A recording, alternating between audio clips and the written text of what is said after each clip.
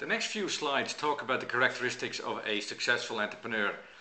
It's a bit false because if we were able of finding the sort of successful entrepreneur or the ideal entrepreneur, we would do a test or we take a blood sample and see if you're sort of genetically suitable for entrepreneurship. And the truth is, it's been tried and to find them, and there is no ideal entrepreneur. It is dependent on the circumstances, it is dependent on the reasons why you start a business, it's dependent on the market sector you're starting in, it is dependent on the economic circumstances. There's too many factors that influence the success of a business. There's no doubt that an entrepreneur is the key driver of success, particularly if they are part of a team, which even increases the chances of success. So lots of research done. I think it's about commitment to the business, so it's hard work.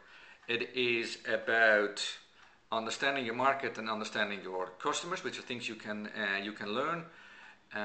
It is about the drive and passion. Now, when I do lectures on starting a business, I ask people to spend a lot of time on understanding the reasons why they're doing it, because this is about energy as well as money. You're not only committing money to the venture, you're also committing time, and I think more important, energy. And the source of energy is the drive and passion.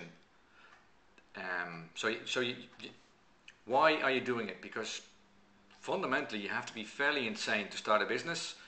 High chance of failure. Average wage of an entrepreneur is below average industrial wage. There is an investment of your time, you're taking an investment on your and a risk on your career. So why are you doing it? And you have to make a distinction between people that start for positive reasons, which is following a dream, seeing a market opportunity, being in control of their own destiny, and the entrepreneur that almost feels forced into entrepreneurship because they're made redundant or are unemployed for a period of time.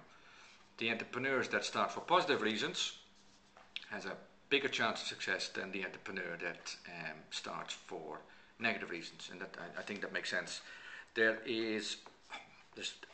Management skills have an impact. If you have leadership skills, that probably makes an impact. You need to understand risk. You need to be self-reliant because you need to be self-driven, and you need to be motivated. And you need to be motivated for a long period of time. Which goes back to the drive and the passion. We talk about ambiguity tolerance, which is your ability to understand fuzzy logic. So that's something you have to take into consideration. It's not a fixed, it's not in a work environment 9 to 5 switch off. This is an ongoing process, which is something that you just have to cope with. There's some really interesting demographic factors. If you are the eldest, apparently psychology would suggest that you are more suitable as an entrepreneur. If your parents were entrepreneurs, there is a definite correlation between more success, because obviously when you were young you've seen what your parents went through when they ran their business.